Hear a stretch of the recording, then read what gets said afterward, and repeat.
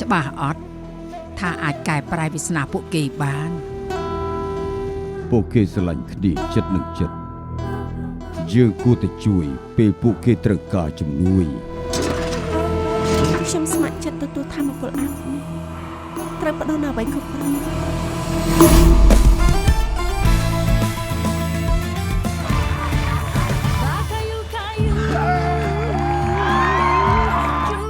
រងចាំឲ្យឯងមានកូនអាចនឹងពិបាកសម្រាប់ឯងពេកឆៃរោហេតុនេះហើយទើបយើងគិតផែនការសម្រាប់ឯងនិងបាត្រីផែនការមែនវិធីតែមួយគត់ឲ្យបាត្រីរៀបការថ្មី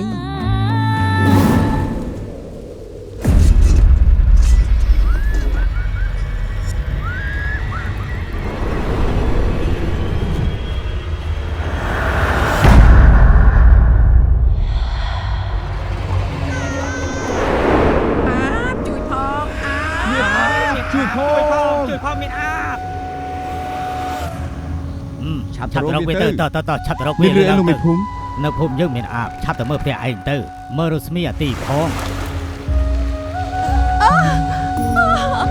ជួយផងរត់ចោលទៅចោលទៅរត់ចោលទៅចោលទៅរត់ចោលទៅចោលទៅចោលទៅ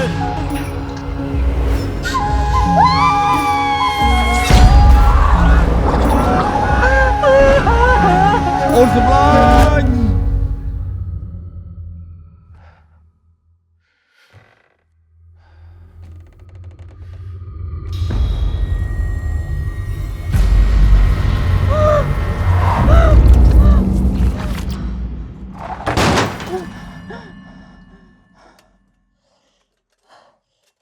នេះជា